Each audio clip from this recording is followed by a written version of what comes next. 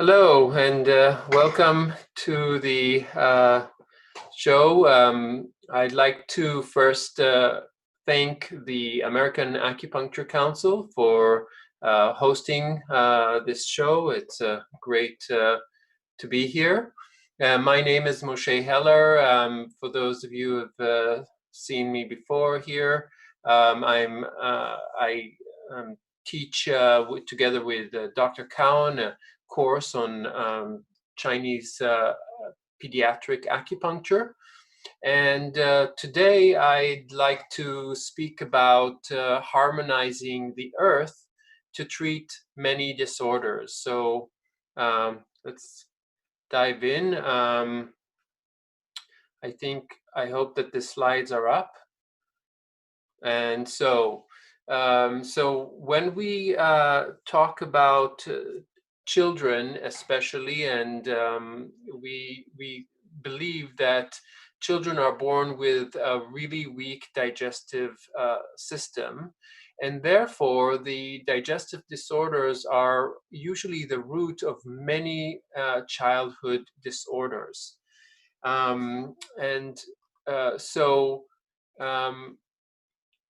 That's an important thing to remember when we are treating children, because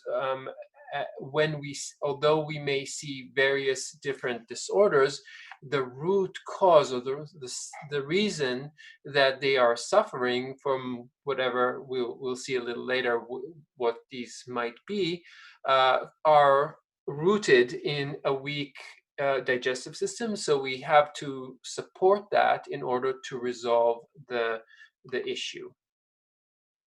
So what we will see is, since these kind of patterns of digestive dysfunctions cause different issues in the child, such as accumulation disorders or exposure to foods that are not appropriate, those cause different issues of poor transformation, and therefore affect the child's ability to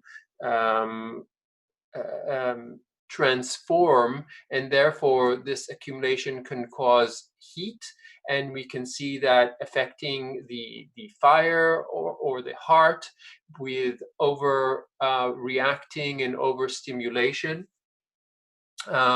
We can see also that it can affect the lung and cause issues of accumulation of dampness in the lung, and also affecting the kidneys with cold. The cold foods can create different types of issues, such as inability to resolve toxicity, and also we can affect, of course, the liver, that will cause also wind, and affect the emotional state of the child as having different anger issues, and so on and so forth. So we can see that although the root cause is in the earth, it can affect any of the 5 other organs to cause issues of imbalance. I also wanted to sort of point out, and remember, for those of you who have heard our previous lectures, about this really important triad that we call the gastroimmune neuro triangle. That each one of these parts are affected by or helped to be regulated by the other. So when one part of this is not functioning correctly, then it can affect the others. So we have the gastro part, which means that the gut, the digestive system, our gut biome, all that can affect our immune system and also our neurological function. So it can cause issues with either imbalanced immunity or different neurological disorders, starting from having inability to focus to even inability to communicate. So we can see that kind of triangle, really a very important triangle in treating children. I also wanted to kind of point out that there are many books, starting with traditional books like the Pi Wei Lung, where Li Dong Yuan talks about the importance of balancing spleen and stomach to resolve many, many disorders, and both in children and adults. So this doesn't stop at the child. It can affect also many disorders in adults, and I think that even if you are treating an adult, and a really important aspect of that is to look at their diet and see what's going on in the digestive system to resolve, to support many of the conditions that you might be treating. So I also wanted to point out that that Li Dong Yuan talks about another concept of what he determines as yin fire, which is a little bit like a yin vacuity of the spleen. We don't think of that in general, but also at the end of this, I will point out an article by Stephen Clevey, which is a really good source to read about this concept of spleen yin vacuity. Also, in more modern books, we can see Bob Flaws in his handbooks of TCM Pediatrics points out that a weak digestion is the cause for many childhood diseases such as colic, earache, cough, swollen glands, allergies, and pediatric asthma and eczema, and that's what we're going to see also as we continue.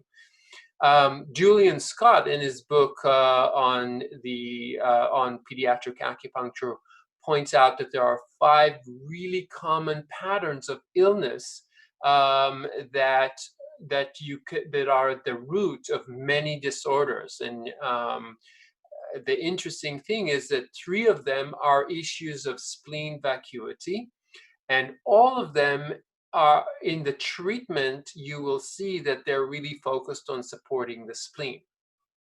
So I'd like to stay with Julian a little bit and just to point out these 5 common patterns.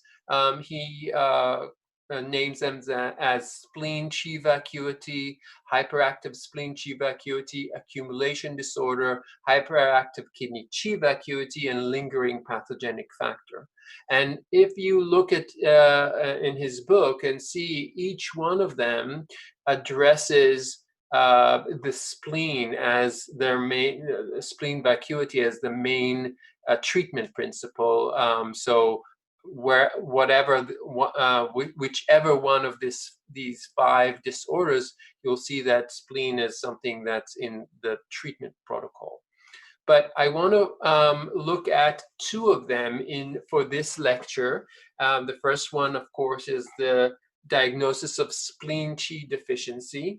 So although when we see this diagnosis, we'll see that the child will have a sallow complexion or being very pale. Their skin tones and limbs are flabby. By the way, one of the disorders that I see frequently in my office is low muscle tone in kids. And that's very closely linked to spleen qi deficiency, as of course we know that the spleen is in charge of muscles, and when the muscle tone is low, it does point, for me, it's a strong indication that there is a spleen deficiency that needs to be addressed.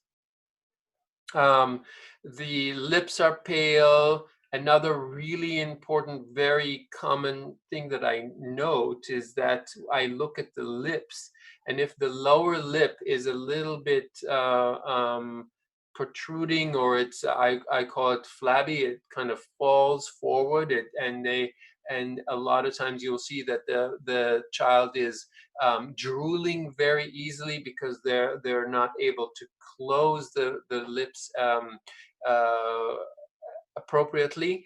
That's another really strong indication for a spleen qi vacuity. Of course, we'll see either frequent loose stools or constipation, diarrhea, alternating. But one of the most important thing is that when we have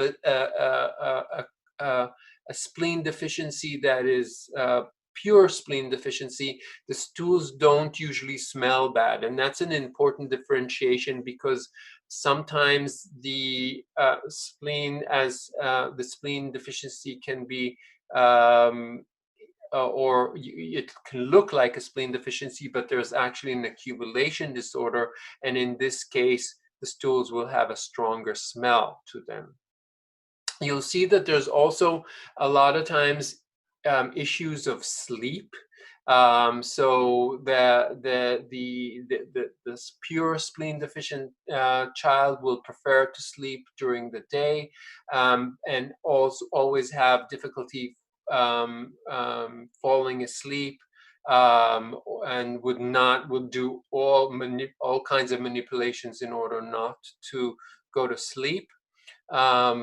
And another important thing to see when you have a spleen qi deficiency is that these children always have a lot of phlegm and dampness, so they'll have a tendency to get colds, coughs, and other illnesses that's associated with phlegm or damp accumulation.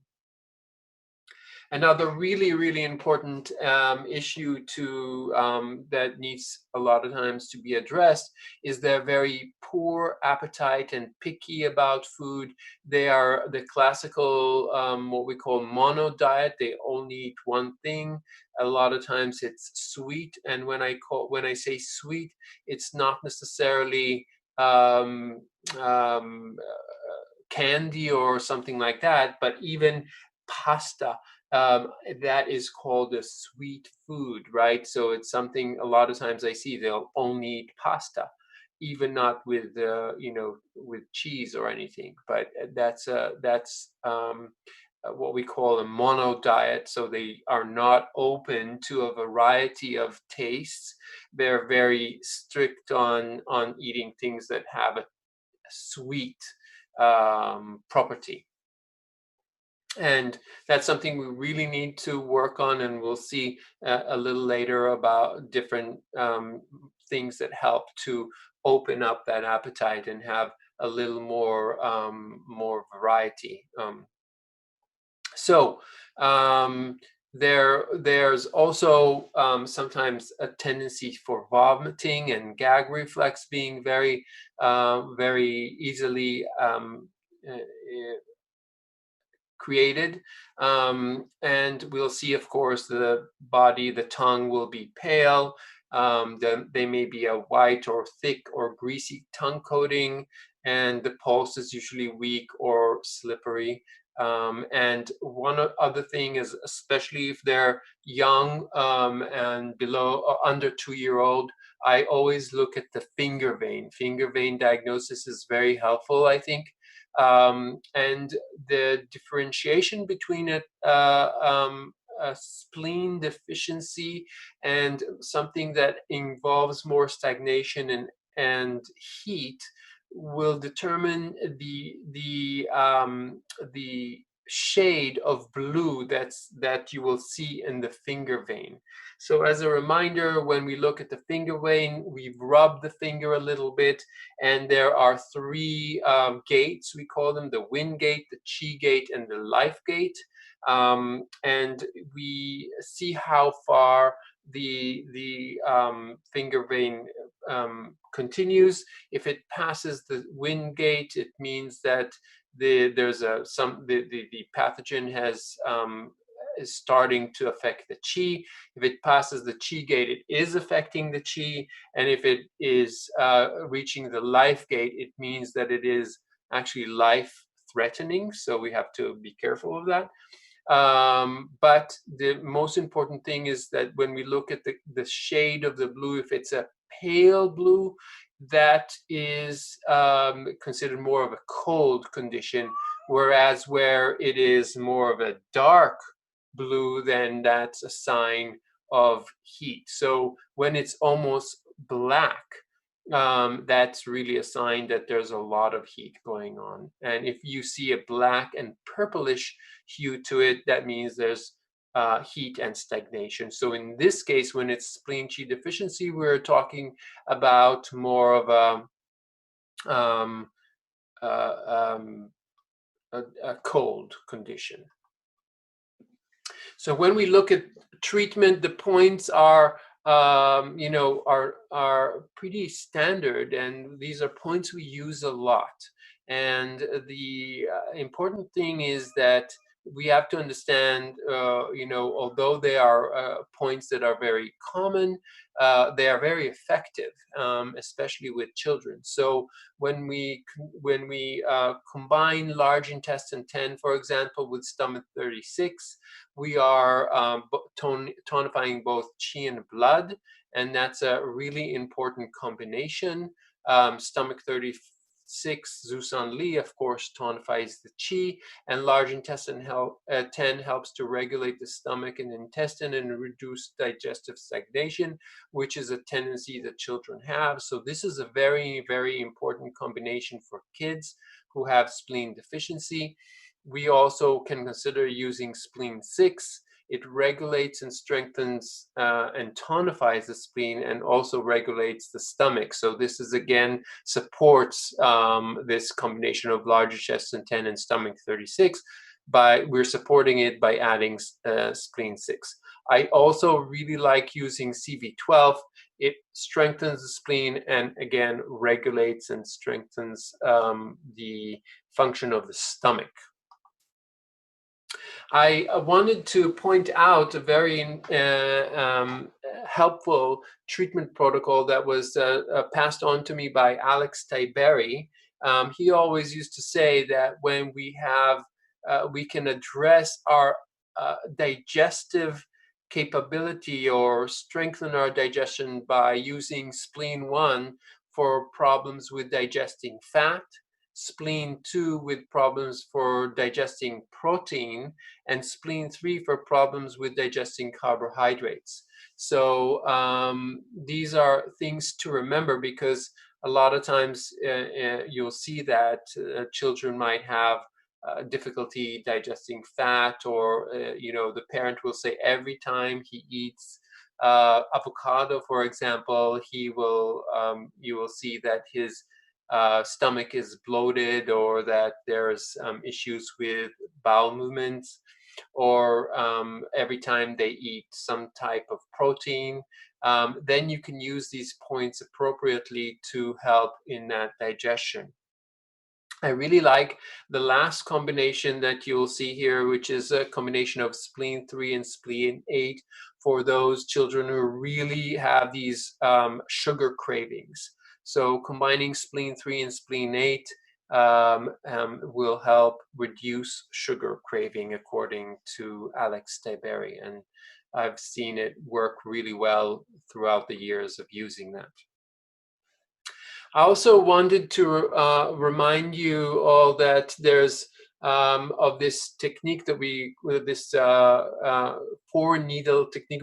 We sometimes call it the Korean 4-needle technique, in which when we recognize that there is a weakness or an excess in a channel or organ system, then we can use the 4-needle techniques to support that. And sometimes you can use these 4-needle techniques as a take-home treatment with using magnets, for example, because with magnets we can clearly create tonification or dispersion by using the bio-north or bio-south. And so when we have the 4-needle technique idea is that when we have a spleen vacuity and we need to strengthen the spleen, we use supplementation on heart 8 and spleen 2, and then we have to drain liver 1 and spleen 1. And we could do that by either leaving little magnets, or by in the treatment, during the treatment, just connecting these magnets to the points and then taking them off, because heart 8, for example, is a weird point to leave. I mean, it's the child may peel it, or won't continuously leave it for the treatment, and it will support doing supplementing the spleen.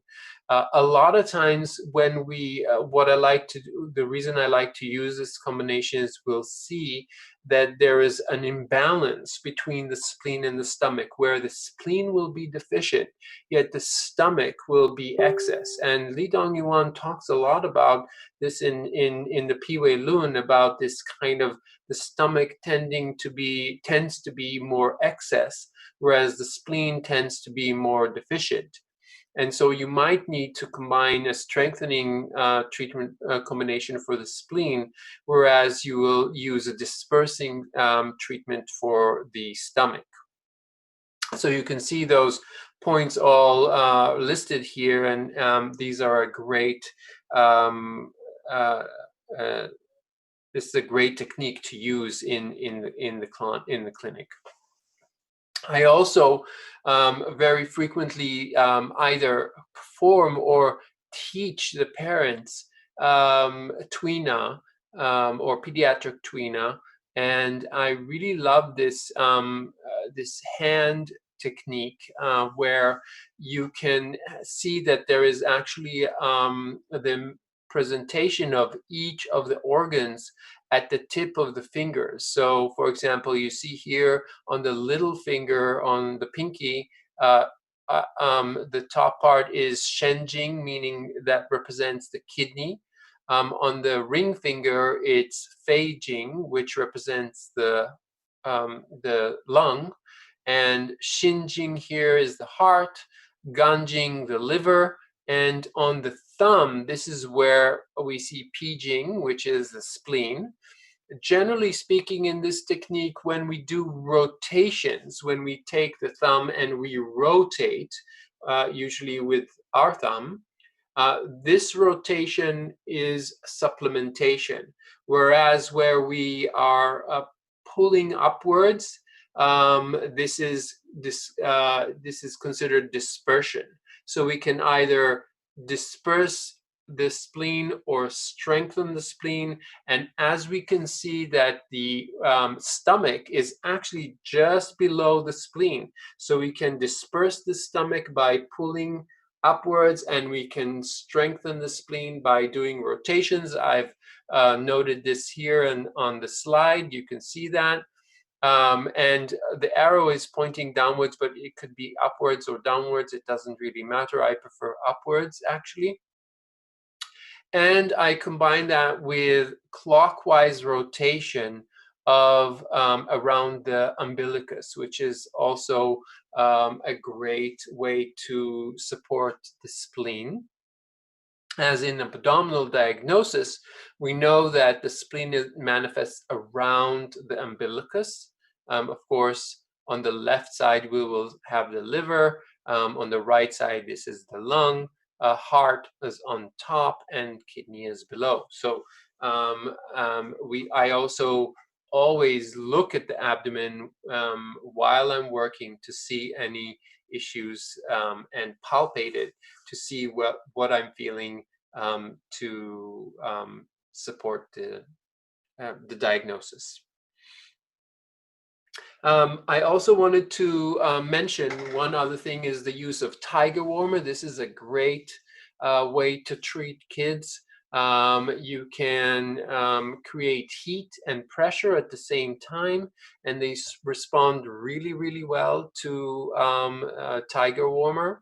And you can use both supplementation points. You can use, for example, when you see a spleen Qi deficiency, strengthen bladder 20 or bladder 21, the back shoe of the spleen and stomach, CV12 and stomach 36. This is a great way to work the points. We're applying both heat and pressure, and it is a great way to stimulate the points, and kids usually respond really well to it. Also, you can use regular moxa. Moxa on salt on spleen CV8 is a great supplementation of yuan qi, and also this kind of connection between kidney and spleen, where the kidney you can kind of strengthen the kidney's relationship with the spleen by using salt moxa on the umbilicus. Last thing about when we are talking about spleen Qi vacuity, of course, we can use herbal treatment. And there are many formulas depending on the little symptoms that you want to address. For example, our classical strengthen the spleen formula is Liu Junzi Tang, although technically I always prefer to use the Xiang Sha with the kids. Xiang Sha means that we have the Liu Junzi Tang plus Xiang Mu Xiang and Sha Ren. That is, Mu Xiang is the qi moving. It helps to move the intestines. It moves qi in the belly, and that's a great addition to this formula. And Sha Ren is extremely important in promoting appetite, and so it's a really important herb to, especially for those kids who have this mono diet where they are not open to experiencing other tastes. I think of Sha Ren. Also, Shenling Baizusan, which is the best formula, I think, for spleen dampness. So if you see a damp spleen, so a combination of spleen Qi vacuity with dampness, there's nothing like Shenling Baizusan. It's an amazing formula for that condition. And the two main symptoms is diarrhea and soft stools, and lack of appetite, low appetite. So these are really the two main symptoms for Shenling Baizusan. Of course, we can also use Guipitang, which is this kind of relationship between the where the spleen is actually deficient, but the heart has some what we might see as a blood vacuity or a heart Qi vacuity with some irritability, difficulty sleeping, and that's the Guipitang combination addresses that kind of both heart and spleen. Butsu Ichitang, of course, is for lifting the central qi. That's very important. And Xiao Jiangzhong Tang also is a great formula for very simple formula for this kind of when the spleen is really deficient, the center is weak. I also want to point out this. I've developed a combination of herbs, and I've a line of herbs actually that I've called motion herbs. It plays on the word motion, and the word shen there is affecting the spirit. But the idea is that I've created a few pediatric formulas that are really helpful I found them really effective for different disorders. One of them I've called Digest, and this is a combination that will address children with spleen chi vacuity, and or the next pattern that we'll see, which is an accumulation disorder. So it's a formula that addresses both things and very effectively. So please check it out on motionherbs.com, and you can read the ingredients and see how the functions of this formula. But it is a formula that I use for digestive disorders in children. It could be even that when I suspect that when a child comes in with eczema that I suspect comes from this weak spleen, that we can use Digest to address that. And especially if they have a tendency to get asthma, for example, or a lot of phlegm disease, then we can still use Digest to resolve that. So let's move to the next pattern of next common disorder, and we call it accumulation disorder. It is pretty much similar to the concept of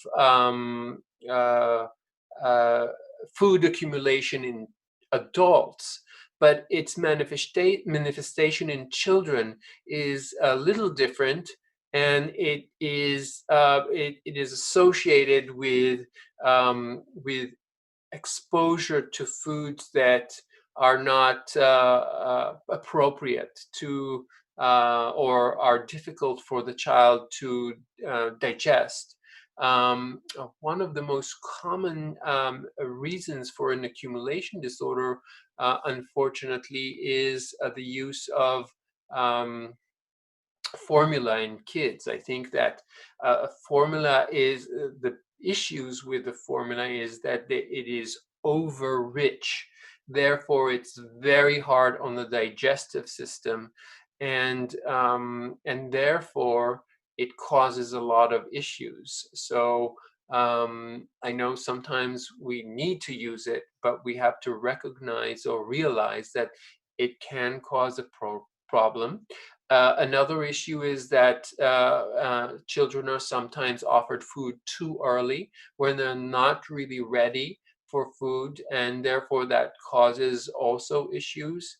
So it's very common that we see accumulation disorders around 6 months of age. That's when solids are being introduced to the diet, and this is a period where a food accumulation or accumulation disorders can develop. One of the most important things that symptoms that I see for accumulation disorder is this redness in the cheeks, and I can almost see that, I can suspect it already when I see the patient in the waiting room, and I see those two red lights as cheeks. They're really red. I have a picture in the next slide, so you'll see that. And that's a really common symptom. A lot of times you have to ask the parent, "Oh, does he have these red cheeks all the time, or is he just hot or something like that?" So a lot of times when it's an accumulation disorder, they're pretty much consistent. The cheeks are red most of the time. They'll also suffer from a lot of irritability, insomnia, and a lot of lingering illnesses, especially this green nasal discharge. So when you see this little kid with the green nasal discharge in his nostril, and that's something that the parent are complaining about, that they'll say this child is always sick. Everything that's around, he immediately gets it, and he immediately gets this kind of green nasal discharge. That's another very typical accumulation disorder symptom. The interesting thing is that this accumulation disorder uh, pattern usually can transfer or develop into a lot of what we would categorize, or Western doctors will categorize as um, food allergies. So we'll see how that developed in a second. So these are the main symptoms. We can see here that this kind of red cheek. You see this baby with this kind of red cheeks, looks really cute. You think this is a healthy little kid, but actually this is a sign of a problem. A lot of times, especially when it's been going on for a little bit, you'll see that the skin becomes a little bumpy around the cheeks, and when you see this kind of little bumpy area as well as red cheeks, it's pretty much a food accumulation involvement. We can see that in babies, the reason why you'll have an accumulation disorder is overfeeding, cow milk formulas, as we said, poor sleep, and dysbiosis are really the major causes in babies. In children, we look at poor quality of foods, cold raw foods, sugars sugar can be a cause for an accumulation disorder, and a lot of this kind of very what we call children food are usually like pizza. Amazing, a great way to cause food accumulation in a child is give them lots of pizza. So that's something that we have to pay attention to. Definitely also a general poor eating habit, and I think one of the things that we have to remember is that one of the things that's really strengthening to the spleen is the creation of a routine of eating. So that eating at the right time, or regular times, and creating this kind of regular pattern of eating is something that is not necessarily something that we need to teach our kids. And I think that's a problem with a lot of parents, that they don't uh, uh, um, enforce it, so that the tendency is to feed children as they want, or on demand, as we call it, on demand feeding, where that actually sets the grounds for creating an accumulation disorder. So it's about eating mindfully, and creating these meal times and involving children in that process is really, really part of strengthening the spleen, or and preventing food accumulation. So what we'll see is this hunger with no real desire to eat. They'll say, I want this, and then they won't eat it. And then there's this kind of sensation that you're hungry, but you don't know what to eat.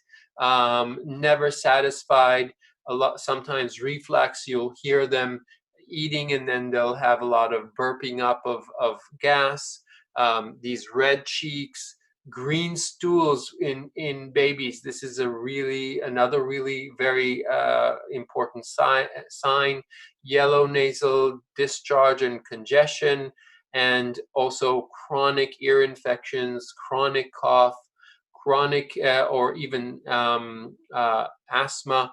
Sometimes the breath sounds like a little sour. So it is affecting the stomach, and you can actually smell it.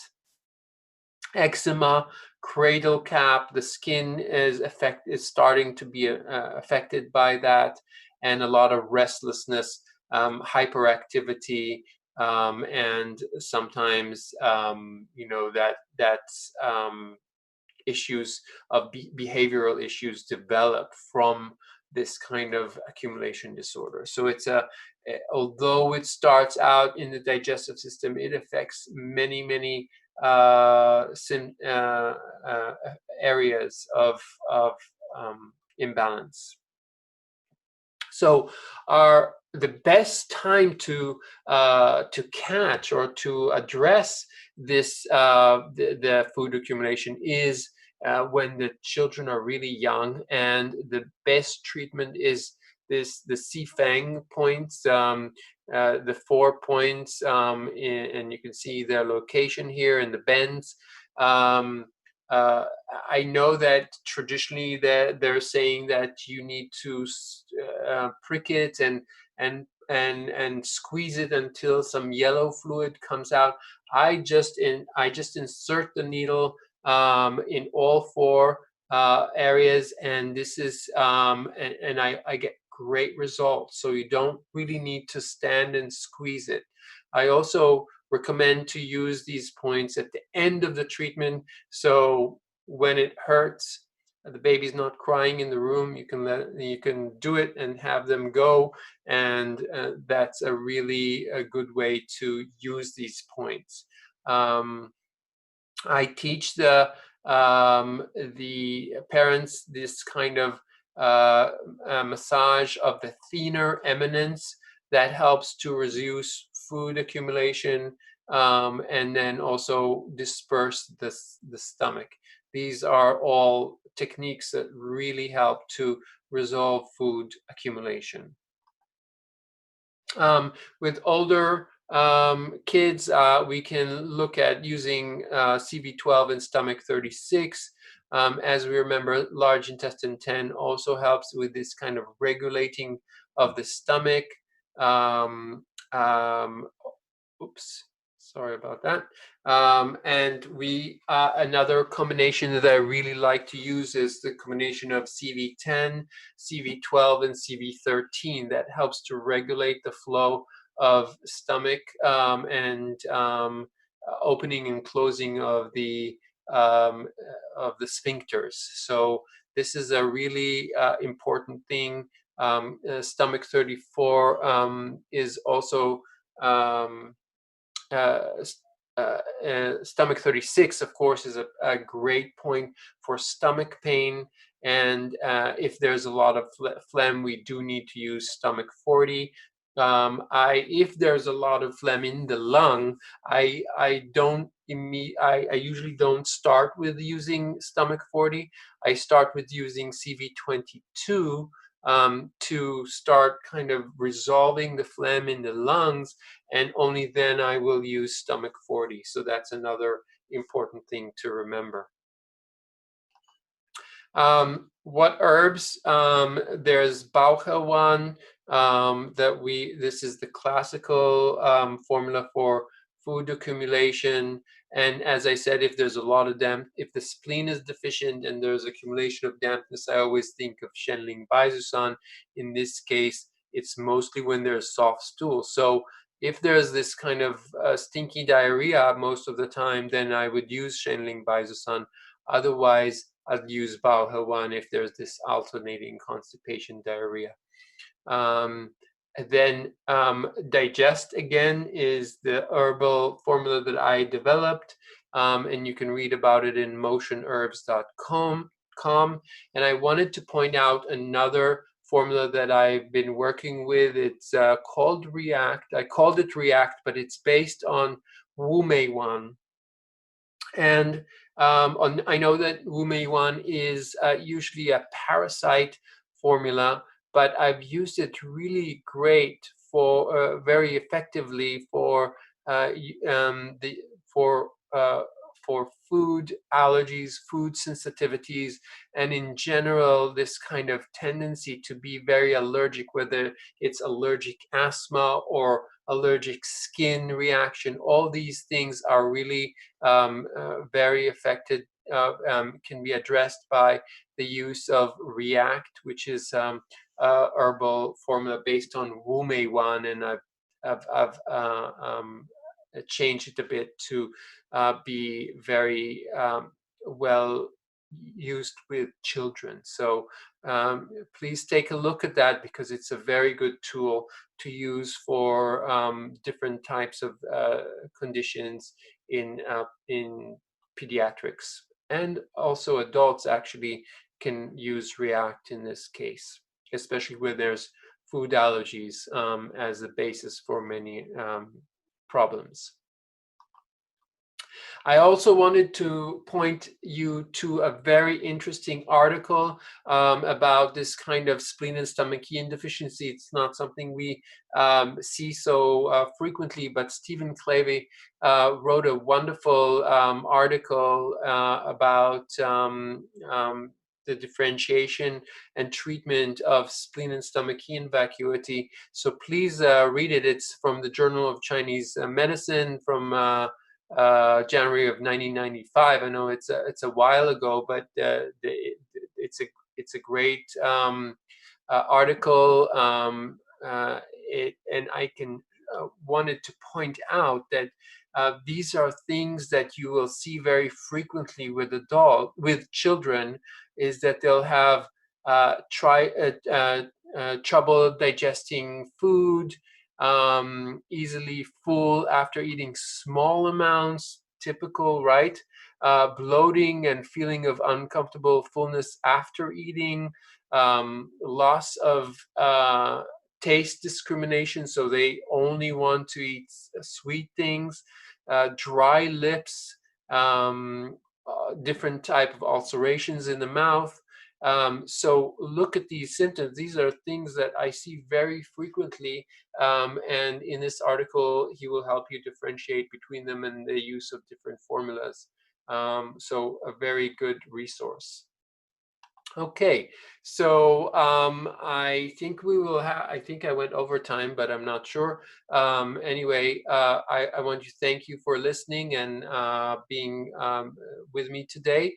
I have here if you want more information about Motion Herbs, please go to motionherbs.com. And also, I wanted to point out that this is the certification course that's going to start in March, JingShenPediatrics.com. So thank you very much, and I will see you again in, I think it is in February.